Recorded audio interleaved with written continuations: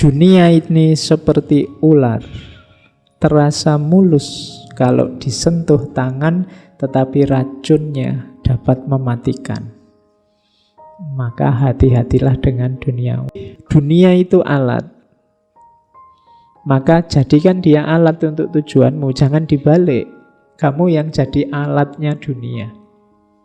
Banyak orang yang hari ini terbalik, dia jadi alatnya dunia, bukan dunia yang jadi alat. Besok mungkin begitu kamu meninggal, ganti alam, kamu baru sadar bahwa ternyata dunia yang heboh kemarin itu rasanya hanya kayak mimpi. Yang sejati sekarang di sini, yang kemarin itu hanya permainan. Bisa jadi begitu. Dunia ini adalah tempat pengembaraan, bukan tempat tinggal untuk selamanya. Nabi Adam diturunkan ke dunia dari surga sebagai bentuk hukuman dari kesalahan yang pernah dilakukannya.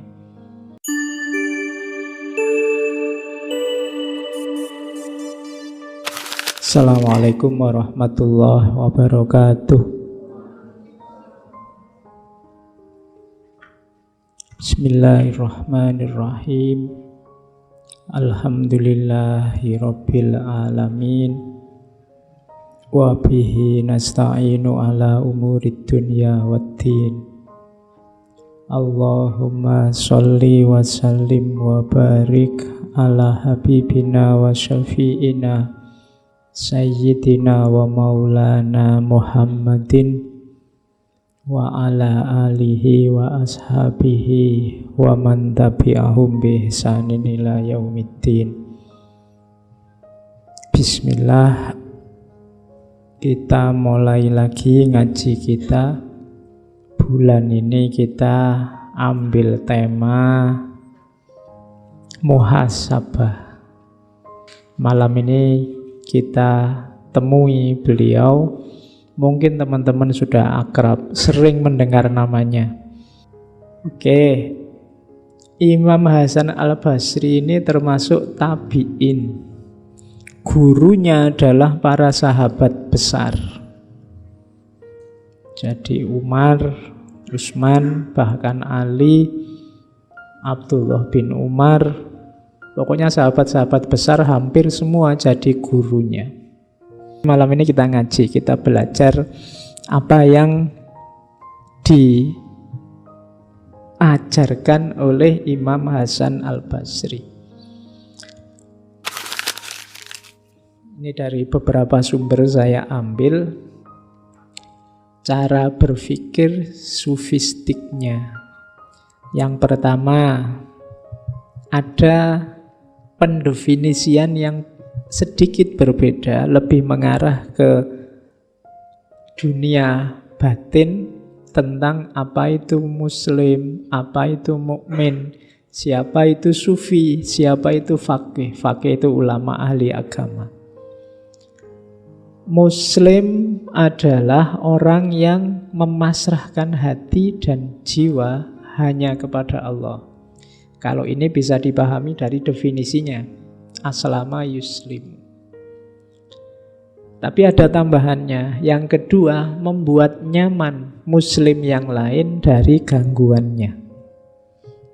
Jadi kalau kalian ngaku muslim yang sejati, maka cirinya adalah batinmu, hidupmu, kamu pasrahkan sepenuhnya kepada Allah, dan keberadaanmu adalah rahmat bagi sekelilingmu. Orang sekelilingmu nyaman dengan keberadaanmu, itulah muslim. Kalau masih ada yang gelisah, masih ada yang susah dengan kehadiranmu, kamu belum muslim yang sejati. Kalau keberadaanmu hanya menggelisahkan, hanya nambah masalah, kamu belum muslim yang sejati. Nah, itu definisi dari Imam Hasan Al-Basri. Kalau mukmin apa? Kalau mukmin adalah orang yang sadar, orang yang tahu bahwa apa yang dikatakan oleh Allah itulah yang harus dia lakukan. Ciri pertama. Terus dia takut pada Allah. Kemudian yang kedua, Kalau dia menafkahkan hartanya atau beramal, seolah-olah dia tidak tahu. Dia tidak merasa kehilangan apa-apa. Tidak ada satupun barang dunia yang dia eman. Itu mukmin. Jadi bedanya muslim sama mukmin, kalau muslim itu kepasrahan jiwa dan kerahmatan kehadiranmu dalam lingkunganmu. Kalau mukmin itu perilaku seorang yang percaya terhadap firman Allah, kemudian orang yang hanya takut pada Allah, dan orang yang tidak perhitungan saat melakukan kebaikan. Itu mukmin. Nah, itu definisinya memang definisi sufistik. Kalau sufi apa? Sufi adalah orang yang hatinya isinya hanya Allah, selalu bertakwa pada Allah. Kalau bicara selalu benar, menepati janji, suka silaturahim, menyayangi yang lemah, tidak memuji diri, dan mengerjakan yang baik-baik. Saya bilang ini tadi bahannya muhasabah. Kalian kan ngaku muslim, sudah muslim beneran apa enggak? Kalian ngaku mukmin, sudah mukmin beneran apa enggak? Kalau sufi saya enggak tahu kalian ngaku sufi apa enggak. Ya. Kalau fakih, ini bagi yang ngaku ulama, ngaku kiai, ngaku ahli agama, definisinya mungkin agak berbeda. Kalau menurut Imam Hasan Al-Basri, fakih adalah orang yang zahid terhadap dunia. Jadi berarti fakih itu harusnya orang yang tidak lagi butuh dunia, senang akhirat. Kemudian orang yang memahami agamanya, kalau ini pasti. Kemudian orang yang senantiasa beribadah, berarti menjalankan ilmunya. Kemudian orang yang warok. Warok itu orang yang mampu mengendalikan diri untuk tidak melakukan hal-hal yang tercela. Kemudian orang yang menjaga kehormatan kaum muslimin dan harta mereka, tidak saling menjatuhkan. Jadi di antara cirinya ahli agama, fakih itu menjaga kehormatannya siapapun. Berarti tidak posting apapun yang jelek-jelek tentang muslim yang lain. Kalau masih ada indikasi itu berarti belum fakih. Dan yang terakhir menjadi penasehat dan pembimbing bagi masyarakatnya. Nah, ini untuk kalian yang mungkin makomnya sudah fakih, ayo dicek sudah punya karakter ini apa belum. Kalau belum ya belajar. Oke ya, jadi bahan pertama untuk muhasabah ini. Nanti silahkan di rumah dicek kita sudah muslim mukmin yang benar, sufi yang benar, atau fakih yang benar, atau belum.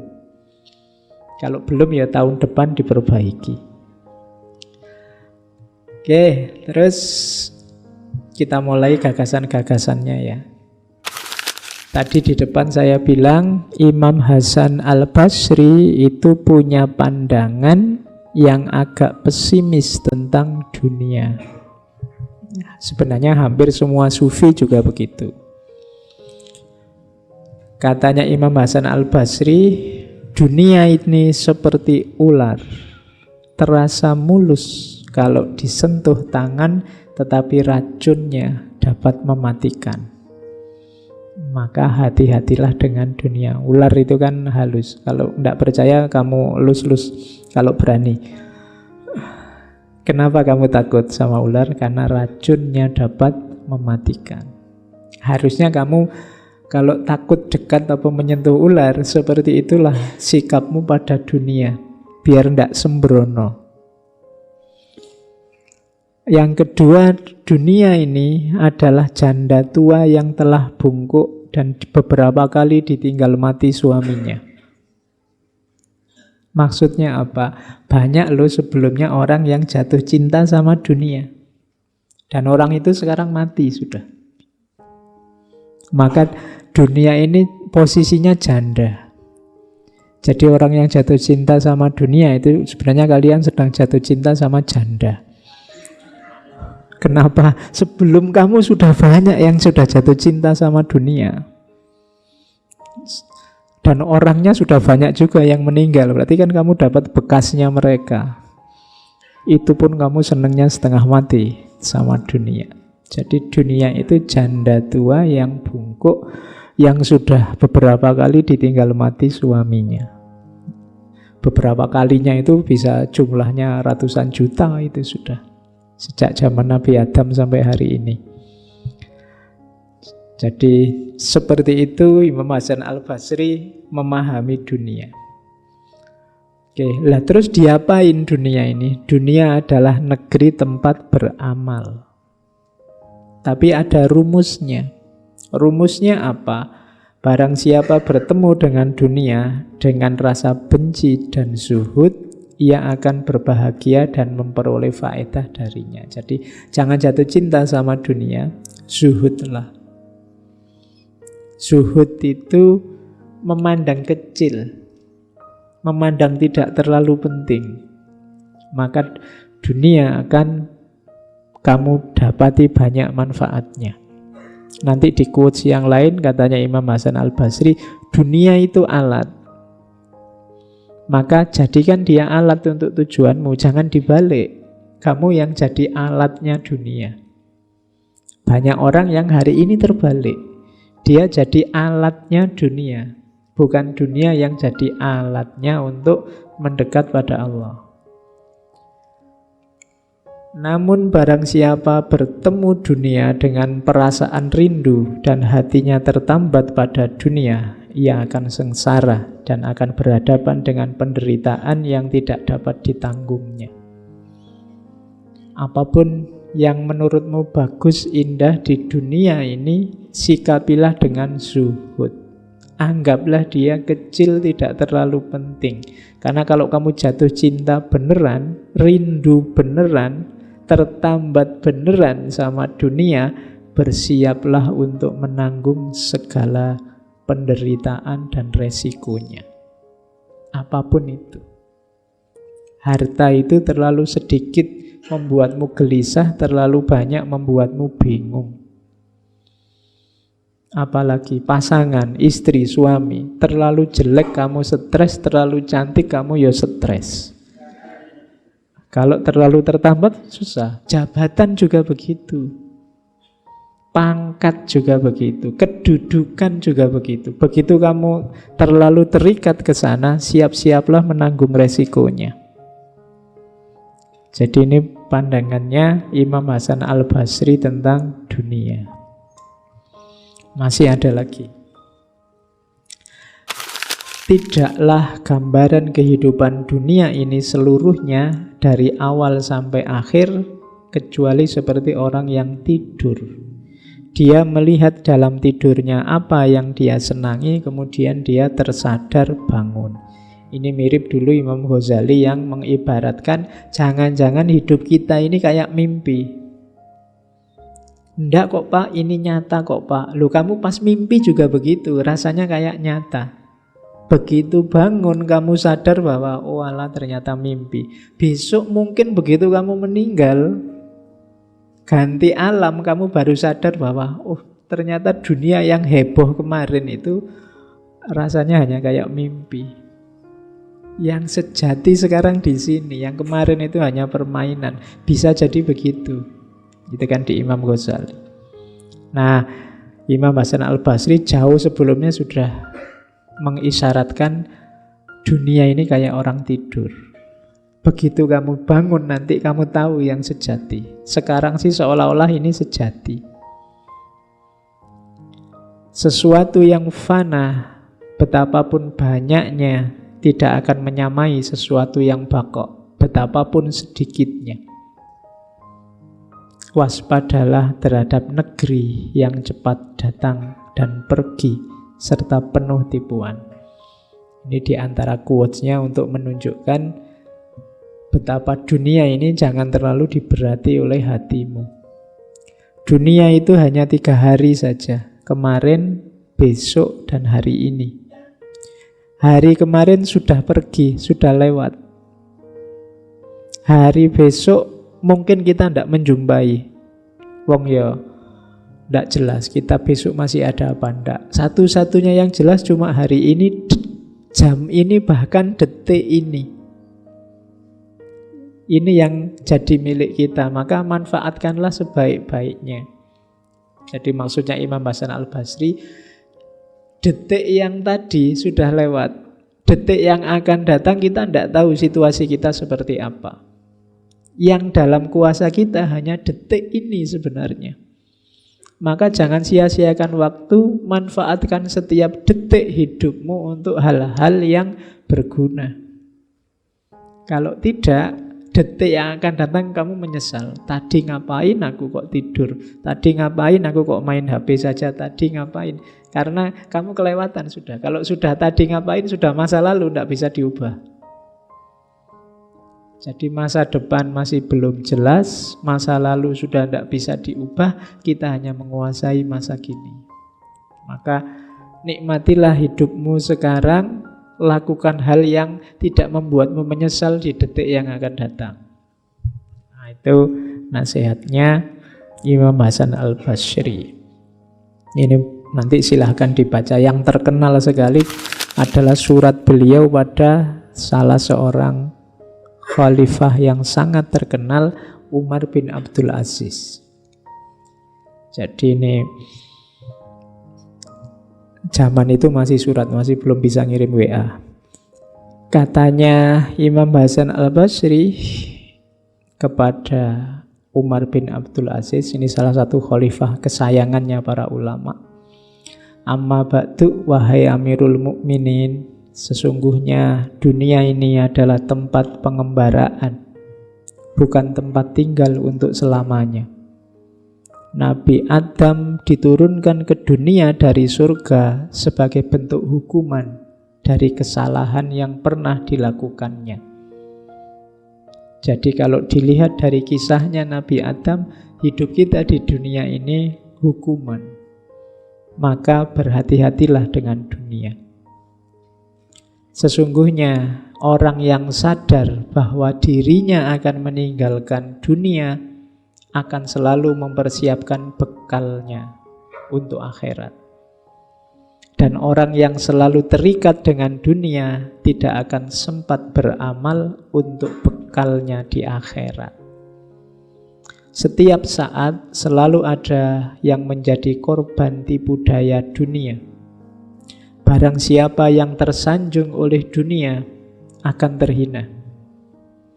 Barang siapa yang cinta dunia akan kekurangan bekal untuk akhirat.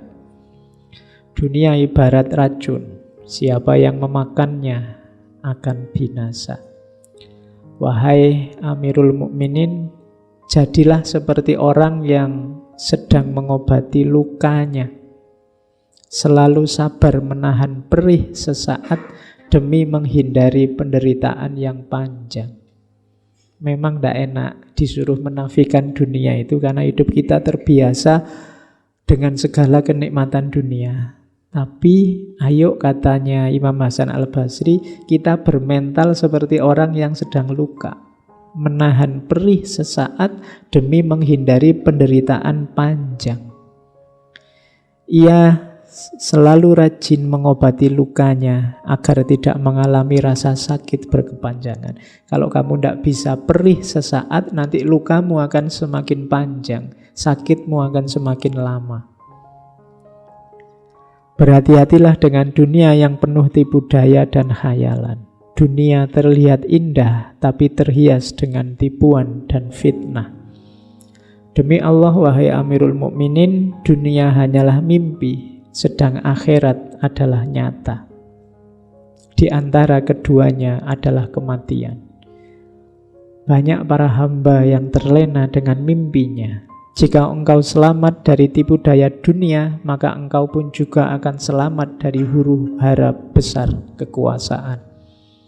Jadi para pemimpin, kuncimu cuma satu, jangan tertipu oleh dunia. Namun jika engkau tertipu, aku tidak menjamin engkau akan selamat. Nah, ini nasihat untuk para pemimpin. Dan memang menurut Imam Hasan Al-Basri, cinta dunia itu dosa besar. Kenapa? Demi Allah, aku tidak takjub terhadap sesuatu seperti takjubku kepada orang yang tidak menganggap cinta dunia sebagai dosa besar. Demi Allah, sesungguhnya cinta kepada dunia adalah termasuk dosa besar. Bukankah semua cabang dosa besar itu disebabkan oleh cinta dunia? Korupsi, perampokan, pembunuhan, semua dosa besar. Sumbernya apa? Cinta dunia. Cinta harta, cinta kenikmatan dunia, cinta sesuatu atau seseorang. Bukankah berhala-berhala disembah, Allah diduharkai karena cinta dunia? Maka seseorang yang tahu tidak akan mengeluh akan kehinaan dunia, tidak akan berlomba mendekatinya, dan tidak akan putus asa karena jauh darinya. Kalau hanya dunia, tidak masalah kita dianggap hina, tidak masalah kita dianggap kalah, tidak masalah kita tidak sukses. Kalau hanya dunia. Itu pesannya Imam Hasan Al-Basri. Oke, kalimat-kalimat semacam ini enak, indah kalau diucapkan. Tapi nanti keluar dari sini koyo biasane nah. Harus sanggup ya. Kayak tadi loh. Kayak orang sedang sakit, terluka. Memang agak perih. Puasa sedikit agak lapar. Tapi nanti kita terhindar dari sakit yang lebih panjang.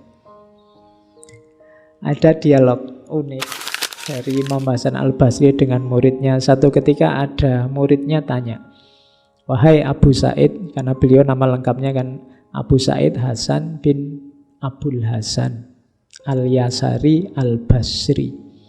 "Wahai Abu Said, pakaian apa yang engkau sukai?" Jawabannya, yang paling tebal, yang paling kasar, yang paling buruk di mata manusia.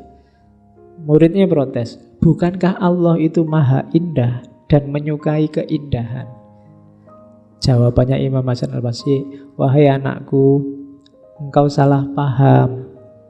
Keindahan di situ bukan itu maksudnya. Andai kata keindahan di sisi Allah itu karena pakaian, tentulah orang-orang lacur itu lebih mulia dari orang baik. Pejabat-pejabat koruptor yang kaya raya itu mobilnya indah, bajunya indah, istrinya indah, indah semua. Apa mereka paling dicintai Allah gara-gara itu? Kan tidak. Keindahan dalam kalimat itu maksudnya apa? Sesungguhnya keindahan yang dimaksud adalah mendekatkan diri kepada Allah, melakukan ketaatan, menjauhi maksiat, berakhlak mulia. Itulah keindahan. Itulah yang disukai oleh Allah. Jadi kalau engkau sedang berjuang menjauhi maksiat, yang engkau lakukan itu indah. Kalau engkau sedang menjalankan ketaatan pada Allah, yang engkau lakukan itu indah. Kalau engkau sedang mewujudkan akhlak mulia, yang engkau lakukan itu indah. Bukan bajumu, bukan model rambutmu, bukan selfie-selfiemu itu. Keindahan itu ada pada akhlakmu. Itu kita kemarin kan memahami kalimat ini, Allah itu maha indah dan menyukai keindahan. Katanya Imam Hasan Al-Basri, keindahan di situ bukan keindahan lahiriah, tapi keindahan batiniah. Oke, terus. Nah, ada 3 ajaran sufistik yang dipelopori oleh Imam Hasan Al-Basri. Yang pertama zuhud, yang kedua khauf, yang ketiga roja. Khauf dan rojak dulu pernah kita bahas khusus. Yang rojak pada philosophy of hope, filsafat harapan. Yang khauf pada filsafat ketakutan, philosophy of fear. Zuhud itu apa? Tadi saya bilang definisinya kecil, memandang kecil, zahada. Memperlakukan dunia ini hanya sebagai jembatan. Karena dunia ini jembatan, jangan sibuk membangun apa-apa di dunia. Ambil saja secukupnya asal kalian bisa lewat dengan aman, nyaman, selamat, membawa bekal untuk kepentingan tujuanmu di seberang jembatan. Selama ini salah cara hidup kita, katanya Imam Hasan Al-Basri, kita terlalu banyak membangun banyak hal di atas jembatan. Jembatan itu kan hanya untuk dilewati, tidak untuk ditinggali. Kita hanya sementara. Orang Jawa punya istilah, dunia ini hanya mampir ngombe. Mampir sebentar untuk minum, terus jalan lagi. Jangan lama-lama berhenti, nanti kamu tidak nyampe. Jalan terus, ilaihi roji'un. Nah, zuhud itu nanti dalam teorinya ada 3. Ada zuhud yang sifatnya fardu, ada zuhud yang sifatnya fadl, utama, ada zuhud yang sifatnya salamah.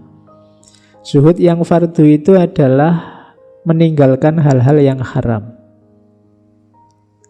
Harusnya kita semua ini seorang zahid. Kalau tidak, ada yang salah. Khususnya di zuhud yang fardu ini. Jadi, tidak boleh ada yang tidak zuhud. Semua orang harus zuhud di level zuhud yang fardu, yang fard. Ada zuhud yang fadl. Fadl ini meninggalkan bahkan hal-hal yang halal demi alasan kehati-hatian. Iya sih, halal ndak apa-apa, cuma aku khawatir kalau di situ terus nanti ketagihan di situ terus ndak bisa berubah, malah rusak. Mending ndak deh. Nah, itu zuhud yang fadl. Iya sih, punya mobil gonta-ganti itu tidak masalah, punya mobil banyak juga tidak masalah. Tapi aku khawatir kalau aku gonta-ganti mobil, punya mobil banyak, nggak bisa menahan hasrat tamakku, malah nanti blunder. Nah itu udahlah, nggak usah gonta-ganti mobil, beli satu aja yang paling mahal, paling bagus. Nah itu zuhud yang fadil. Oke. Kalau dari wajahku sih nyari yang cantik itu mesti bisa lah. Tapi khawatirku, itu zuhud yang fadil. Jangan terlalu cantik lah, nanti jadi pikiran terus, nanti nggak konsentrasi ibadah. Misalnya, ada dalam hidup ini banyak hal yang boleh kok. Ndak kok yang itu ndak haram, boleh. Tapi terus kamu batasi sendiri. Ndak apa, saya itu orangnya mudah tergoda ya Pak. Ndak usahlah. Saya milih yang lain saja, yang sekiranya saya tidak tergoda. Itu namanya zuhud fadl. Ada yang zuhud salama. Zuhud salama ini untuk yang syubhat. Kalau tadi kan jelas halal tapi kita batasi. Kalau yang awal jelas haram, kita tidak boleh bantah. Kalau yang itu kita harus zuhud. Ada yang ketiga, yang salama. Yang salama ini yang sifatnya syubhat. Bisa ya, bisa enggak sih. Disebut halal juga tidak ada dalilnya, disebut haram juga tidak ada dalil tegasnya. Tapi untuk lebih hati-hatinya, saya tidak dulu deh. Ini namanya zuhud salama. Tidak jelas halal haramnya, saya minggir dulu. Nah ini zuhud salama. Jadi meninggalkan dunia, menjauh dari dunia itu ada yang fardu, ada yang utama, ada yang demi keselamatan. Fard, fadl, dan salama. Oke, itu kalau zuhud. Kalau khauf, saya tidak perlu menjelaskan detail. Khauf itu, kalau katanya Imam Hasan Al-Basri, antara lain takut melanggar hukumnya Allah, takut membuat Allah murka. Dan itu katanya Imam Hasan Al-Basri, takut yang membuat hatimu tentram. Pak, saya takut kalau saya berdosa, Pak. Ketakutanmu berdosa kan membuatmu tidak bergerak menuju wilayah dosa. Ini menenteramkan. Perasaan takut yang menyebabkan hatimu tentram lebih baik daripada rasa tentram yang menimbulkan perasaan takut. Kamu melakukan dosa kadang-kadang kan enak, tentram. Ujian nyontek, alhamdulillah aku bisa jawab semua akhirnya. Tapi pada akhirnya kamu takut. Wah, jangan-jangannya banyak. Begitu ragu-ragu, ketakutanmu banyak. Awalnya tentram, tapi ujungnya takut. Mending awalnya takut, tapi ujungnya tentram. Itu khauf namanya. Imam Hasan al-Basri ini dikenal, memang wajahnya kelihatan kayak orang yang sedih terus. Jadi orang yang muram. Karena dia selalu berpikir, apakah Allah ridho padaku? Kemarin waktu kita membahas tentang Robiah al-Adawiyah, kan ada beberapa cerita yang berhubungan dengan Imam Hasan al-Basri ini. Katanya Imam Hasan al-Basri, orang beriman akan senantiasa berduka cita pada pagi dan sore hari karena berada di antara dua perasaan takut. Yang pertama, takut mengenang dosa yang telah lampau. Dan yang kedua, takut memikirkan ajal yang masih tinggal serta bahaya yang mengancam. Jadi takut tentang masa lalu dan masa depan. Masa lalu dosaku yang dulu, kemudian masa depan umurku tinggal berapa. Ini kan tidak jelas. Saya sering bilang kalian yang masih muda tidak usah kepedean bahwa umurmu lebih panjang daripada yang sudah tua. Jatah itu sudah tidak bisa dibantah lagi, rahasianya Allah. Bisa 1 detik, 2 detik setelah ini, bisa ratusan tahun yang akan datang, hanya Allah yang tahu. Kalau kamu menunda-nunda bertobat, menunda-nunda beramal baik, apa jaminannya bahwa usiamu masih panjang? Jadi orang yang beriman itu harus punya rasa takut. Tidak boleh tidak ada takutnya sama sekali. Yang ketiga, paling tidak takut setelah mati, takut kiamat dan lain sebagainya. Takut itu katanya Imam Hasan al-Basri ada beberapa jenis. Dulu ini pernah saya sampaikan di waktu kita ngomong tentang fear, philosophy of fear. Ada khauf, ada wajal, ada khosyah, ada rohbah, ada haibah. Kalau khauf itu takut karena sadar bahwa aku itu lemah. Ya Allah, aku itu lemah. Ada apa-apa sedikit tergoda. Kira-kira kuat tidak ya aku ini menghabiskan umur dalam kebaikan, wong aku ini lemah. Itu khauf. Kalau wajal, takut pada sesuatu yang lebih tinggi karena kekuasaan dan hukumannya. Ini kayak gemetar. Wajal itu makna literalnya gemetar. Kita di hadapan Allah harusnya gemetar. Kenapa? Karena Allah punya kuasa apapun. Beliau punya kuasa atas pahala, dosa, hukuman. Ini namanya wajal.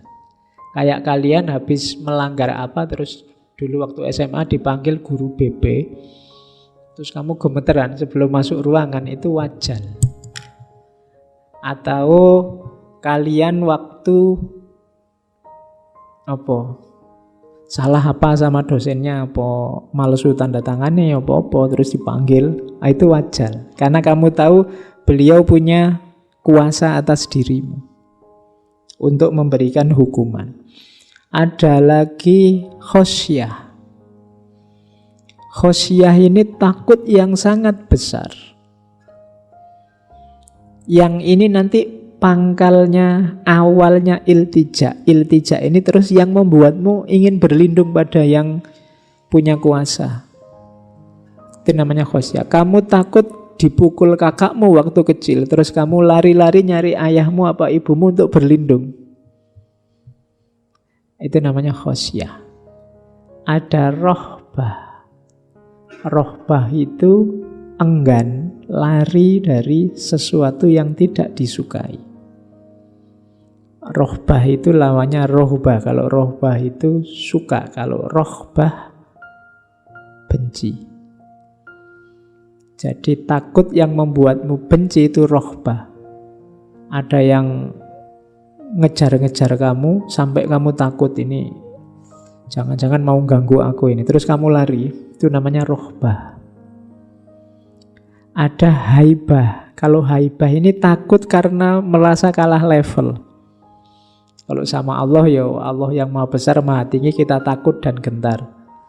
Pertandingan kok level RT melawan Barcelona atau Madrid misalnya, wah itu haibah namanya. Sebelum tanding sudah kalah duluan. Itu namanya haibah. Oke, jadi ada khauf, ada wajal, ada khosyah, ada rohbah, ada haibah. Kita harus punya ini. Orang Jawa menyebutnya wong iki ya kudu duwe wedi. Nek gak roh wedi, kalau ndak tahu rasa takut, hidupmu akan susah sendiri. Karena yang bisa ngerem hal-hal yang buruk dalam hidup kita itu khauf. Kalau kita ndak takut sama sekali, malah membahayakan hidup kita.